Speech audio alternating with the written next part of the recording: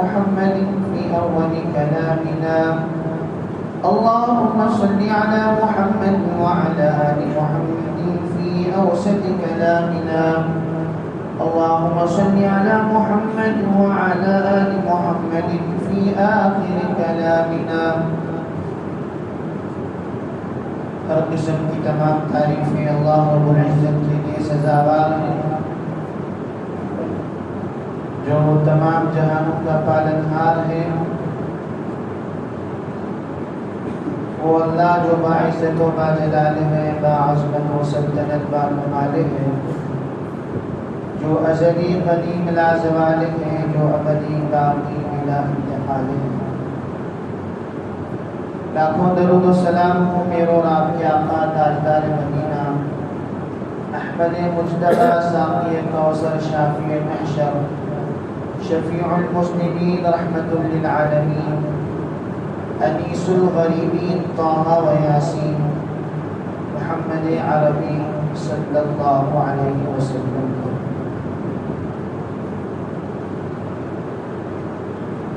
بزرگان محترم، برادران عزیز، ملت اسلامیہ کا عظیم سرمایہ نوجوانان قوم،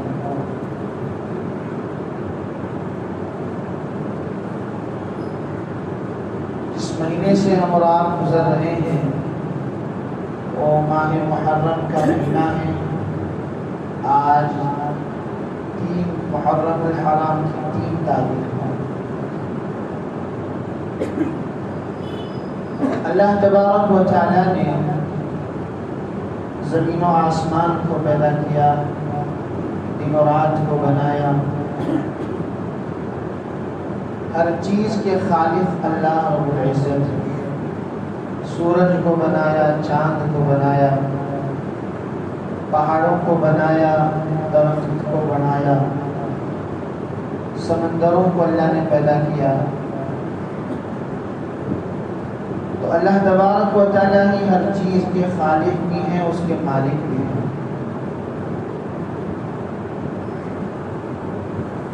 قرآن مجید کی آیت میں نے آپ حضرات کے سامنے تلاوت فرمائی کہ ان عدت الشہور عند اللہ 12 شہرا۔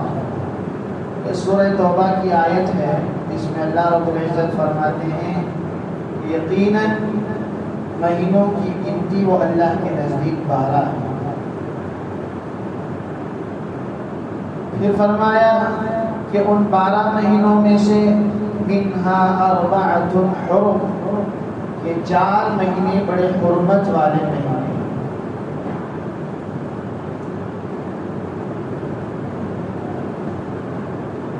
یوں تو سال کے ہر دن سورج نکلتا ہے، دن ہوتا ہے، سورج غروب ہوتا ہے، رات ہوتی ہے۔ ہر دن کو پیدا کرنے والے وہ اللہ رب العزت ہے۔ لیکن چند ایام ہیں جو بڑے فضیلت والے، حرمت والے، ادب والے، عظمت والے ہوا کرتے ہیں۔ اب یہ کیوں ہوتا ہے؟ اس لیے کہ ان ایام کی نسبت وہ دوسری چیزوں سے ہو جاتی ہے۔ کسی دن کی نسبت وہ قرآن سے ہو گئی تو وہ مہینہ بڑا بابرکت ہو گیا۔ کسی مہینے کی نسبت وہ اللہ سے ہو گئی تو وہ مہینہ بڑا حرمت والا بن گیا۔ جیسے ایک مثال کے طور پر مثال دے کر آپ حضرات کو سمجھاؤں کہ خانہ کعبہ کو جب آپ دیکھیں گے ایک عمارت ہے، ایک 4 کونی وہ عمارت ہے، ایسی عمارت ہے جس پر پلاسٹک بھی نہیں ہوئی ہے، پتھر کی عمارت ہے وہ، لیکن اس عمارت کی نسبت جب اللہ سے ہو گئی تو اللہ نے اسے بیت اللہ قرار کر دیا، تو اس کی عظمت کا اندازہ لگا۔ دنیا میں ساری جگہوں میں سب سے افضل ترین مقدس بابرکت جگہ وہ خانہ کعبہ بن گیا، بیت اللہ بن گیا۔ حالانکہ نماز اللہ تبارک و تعالیٰ وہاں پر مقیم نہیں رہتے، صرف اللہ نے اس کی نسبت اپنی طرف کر لی، جس کی وجہ سے اس کی حرمت میں، اس کی عظمت میں، اس کی برکت میں اضافہ ہو گیا، یہاں تک کہ سارے عالم کے مسلمان وہاں پر جانے کے متمنی رہتے ہیں۔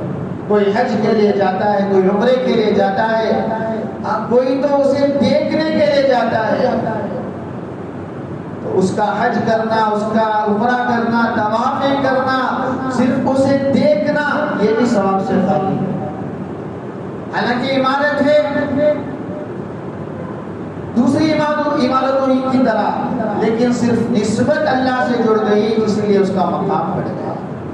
اسی طرح سال کے مہینوں میں چند مہینے، چند ایام ایسے ہوا کرتے ہیں کہ ان کی جب نسبتیں اللہ سے ہو جاتی ہیں تو ان کا مقام بڑھ جاتا ہے۔ یہ جو مہینہ جس سے ہم اور آپ گزر رہے ہیں، اسے رسول اللہ صلی اللہ علیہ وسلم نے فرمایا کہ شہر اللہ المحرم، یہ جو محرم کا مہینہ ہے وہ اللہ کا مہینہ ہے۔ اب جب اس کی نسبت اللہ سے ہو گئی تو اس مہینے کا مقام بڑھ گیا، اس کے دن و رات کا مقام بڑھ گیا، اس کے ایام کا ایک مرتبہ بڑھ گیا، حرمت بڑھ گئی، سمجھ میں؟ تو اسی لیے منہا اربعۃ حرم، جو 4 حرمت والے مہینے قرآن نے کہا ہے، اس کی تفصیل تو قرآن میں نہیں ہے کہ کون سے 4 مہینے ہیں، لیکن رسول اللہ صلی اللہ علیہ وسلم نے اس کی تفصیل بیان فرمائی احادیث میں کہ 3 مہینے تو پیدر پہ متصل رہتے ہیں اور 1 مہینہ وہ رجب کا ہوتا ہے۔ 3 مہینے جو ملے جلے ہیں وہ ذی القعدہ ہے، ذی الحجہ ہے، محرم ہے، اور 4تھا مہینہ وہ رجب کا مہینہ ہے۔ یہ بڑے حرمت والے مہینے قرار دیے ہیں، اور ان کی حرمت کہ رسول اللہ صلی اللہ علیہ وسلم کی پیش آوری کے بعد سے نہیں ہے، بلکہ ان کی حرمت جو ہے تو مفسرین نے لکھا ہے کہ حضرت ابراہیم علیہ السلام کے زمانے سے اس کی حرمت چلی آ رہی ہے۔ مشرکین مکہ، کفار مکہ جو انتہائی قسم کے جاہل تھے، جہالت میں ان کی مثالیں دی جاتی تھی، ایسے لوگ بھی ان ایام کی حرمت کیا کرتے تھے۔ ان ایام میں قتل و غارت گیری کو منع کر لیتے تھے، اپنے اوپر حرام کر لیتے تھے، جنگ و جدال کو، لڑائی کو، جھگڑے کو بند کر لیتے تھے، اس لیے کہ بڑے حرمت والے ایام تھے۔ تو یہ محرم الحرام کا مہینہ بڑا ہی فضیلت والا، بڑا ہی حرمت والا مہینہ ہے۔ ایک تو اس لیے کہ اسے اربعۃ الحرم میں اس کو شامل کیا گیا، اور دوسری وجہ اس کی یہ بتلائی کہ اللہ نے اس کی نسبت اپنی طرف جوڑ لی، اور اس کی ایک اور وجہ رسول اللہ صلی اللہ علیہ وسلم نے بیان فرمائی، وہ یہ کہ ایک صحابی حضرت عبداللہ بن عباس رضی اللہ تعالیٰ عنہ کے پاس آئے، آ کر پوچھنے لگے کہ حضرت رمضان کے روزے کے بعد اگر میں کوئی روزہ رکھنا چاہوں، اگر میں کسی دن میں، کسی مہینے میں روزہ رکھنا چاہوں تو آپ بتائیں کہ میں کس مہینے میں روزہ رکھوں گا؟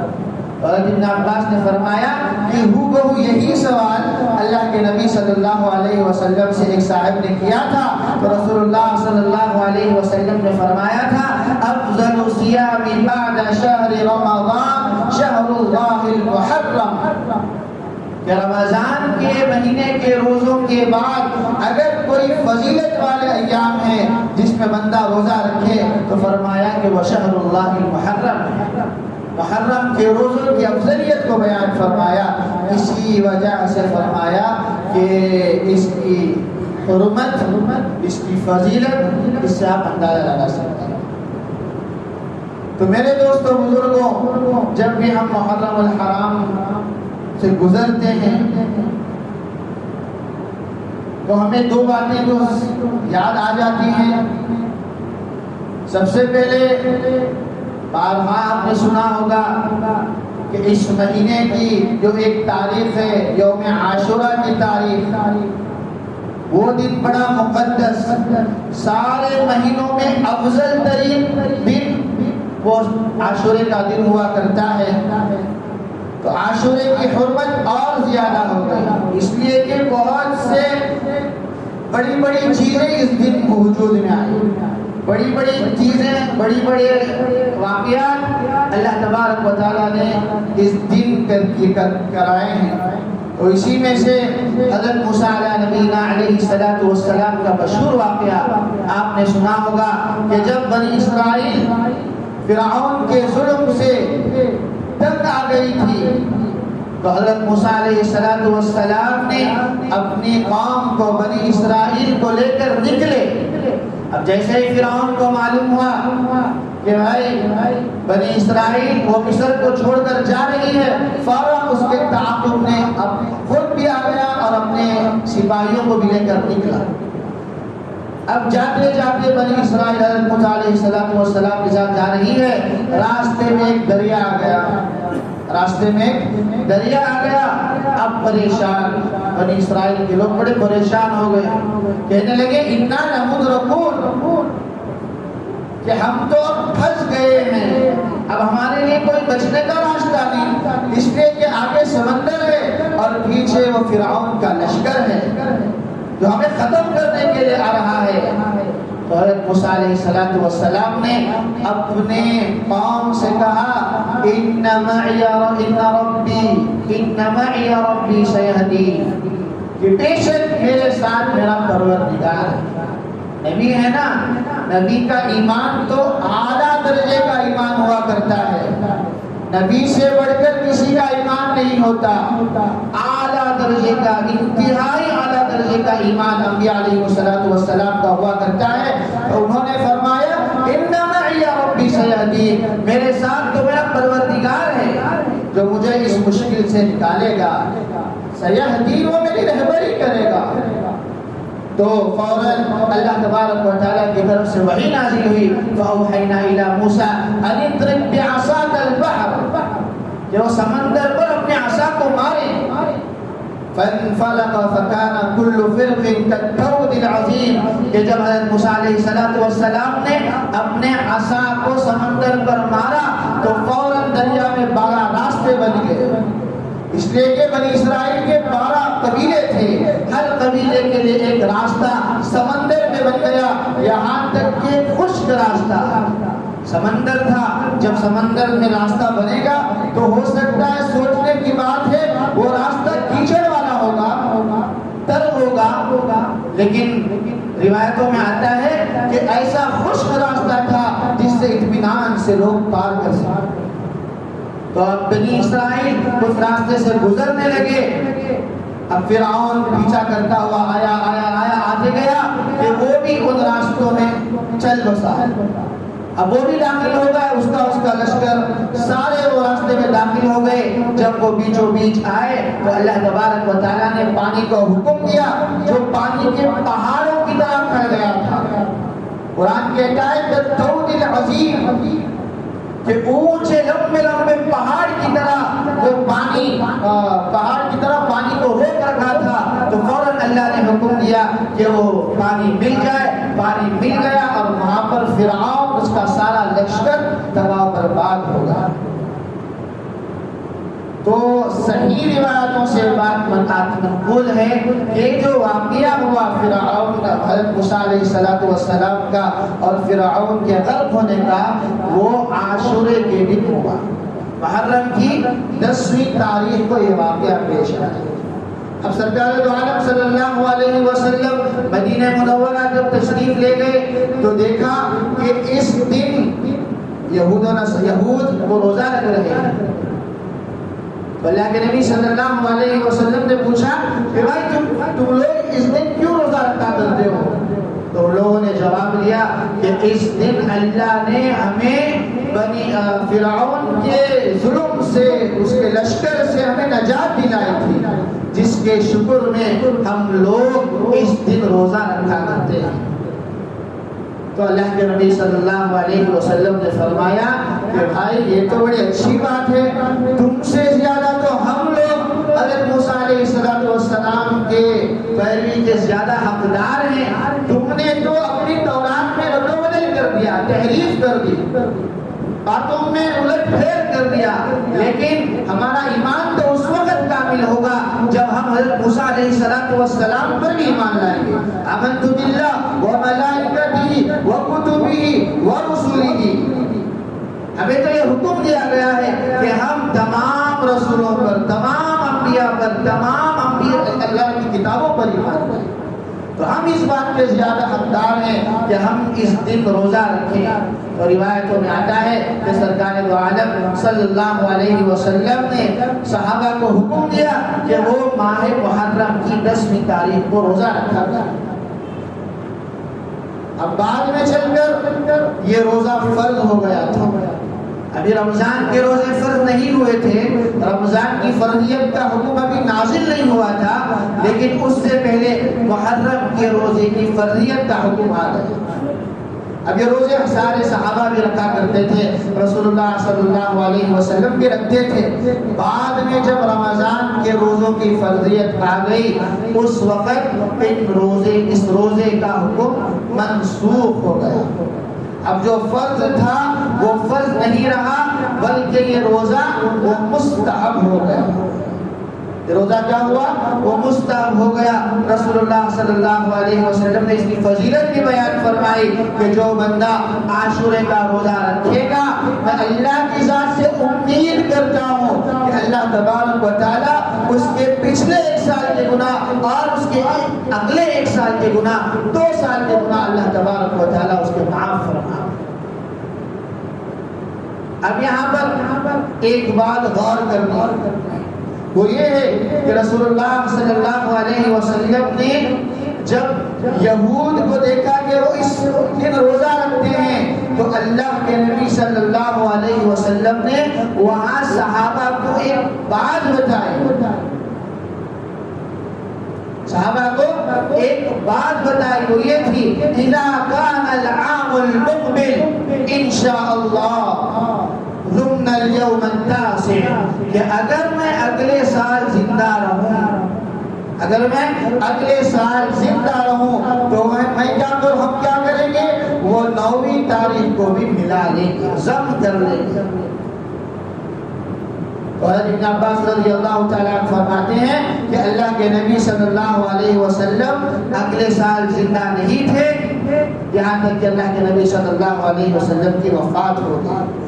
اب یہ اللہ کے نبی صلی اللہ علیہ وسلم نے کیوں فرمایا کہ اگر میں اگلے سال زندہ رہوں گا تو ہم کیا کریں گے، 9ویں تاریخ کو بھی ملا لیں گے؟ اس کی وجہ یہ ہے کہ اللہ کے نبی صلی اللہ علیہ وسلم کو یہود کے غیروں کے طریقوں کی مشابہت اتنی ناپسند تھی کہ نیک کام میں بھی اللہ کے رسول صلی اللہ علیہ وسلم اپنی امت کو روکا کرتے تھے، حکم دیتے تھے کہ ان کی مشابہت سے بالکل پرہیز کریں، اس لیے کہ وہ بھی روزہ رکھتے ہیں، یہود بھی روزہ رکھتے ہیں، اور یہود اور مسلمانوں میں فرق کیا رہے گا؟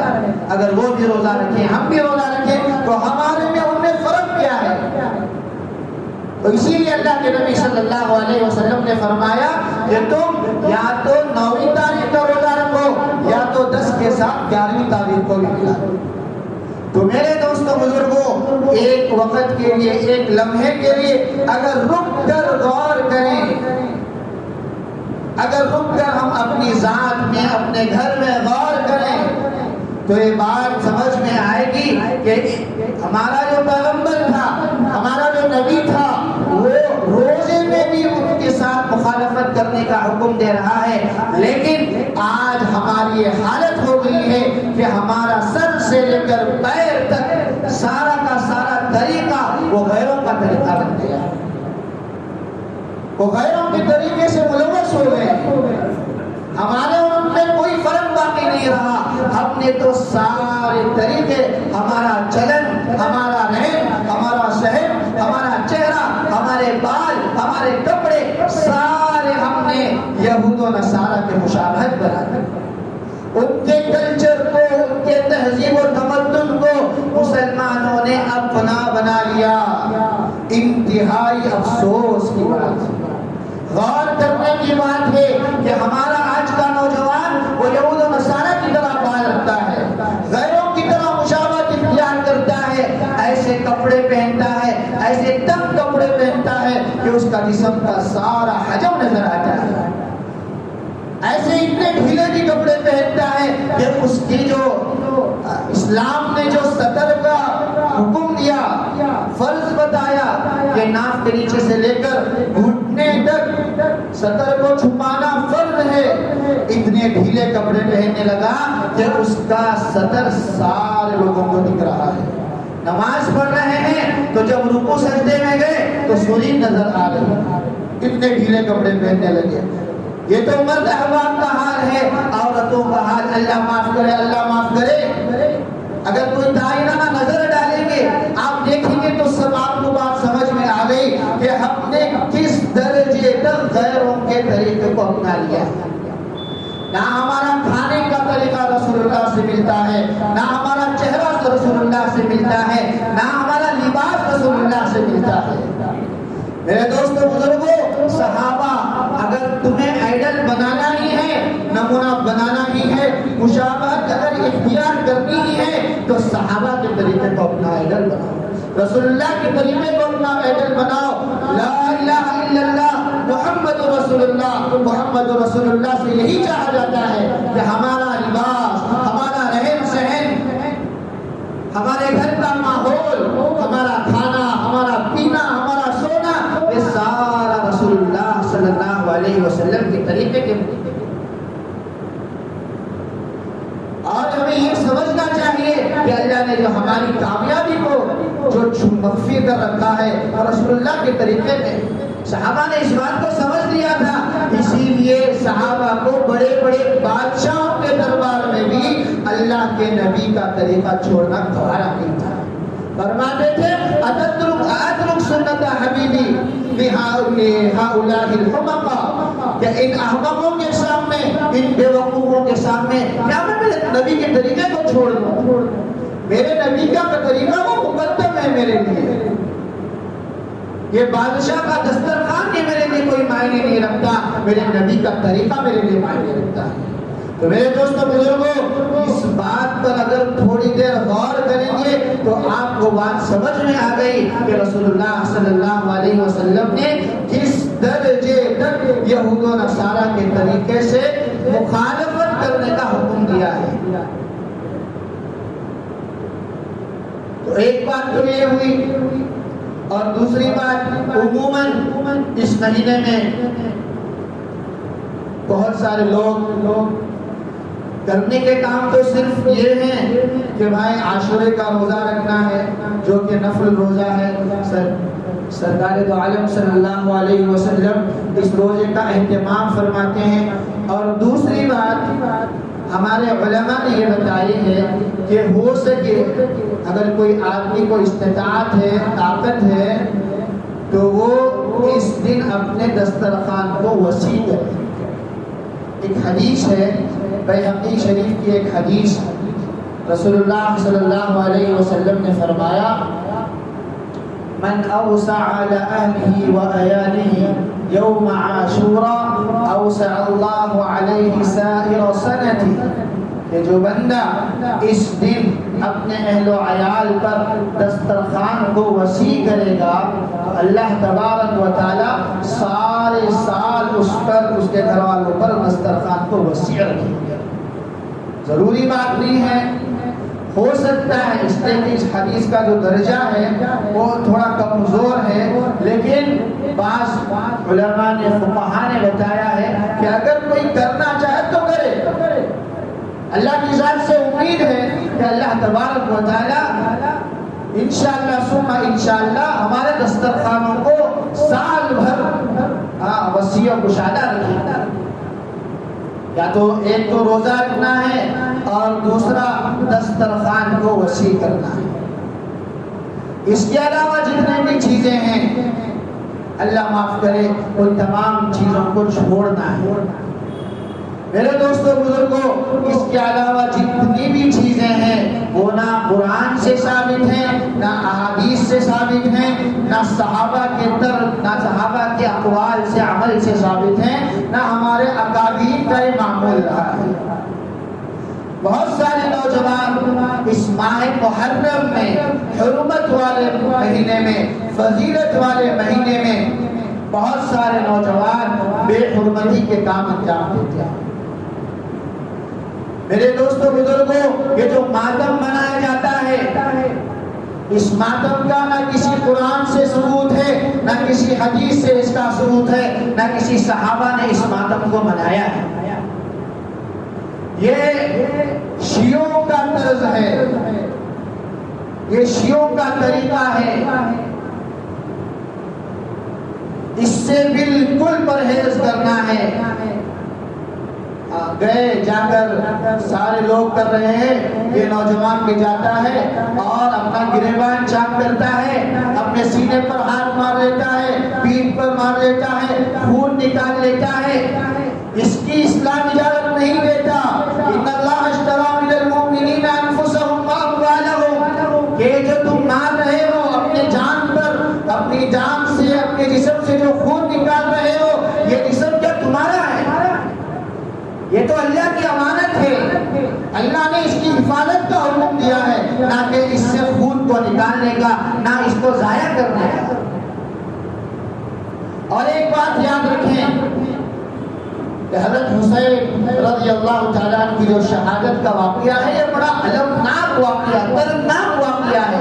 ہر مسلمان کو اس سے درد ہوتا ہے، دکھ ہوتا ہے اور تکلیف پہنچتی ہے، لیکن اس کا مطلب یہ نہیں کہ ہم حضرت حسین رضی اللہ تعالیٰ عنہ کی شہادت کو لے کر ماتم پرسی منانے لگے۔ ماتم وہ کرے جو حضرت حسین رضی اللہ تعالیٰ عنہ کو نعوذ باللہ مردہ سمجھ لے۔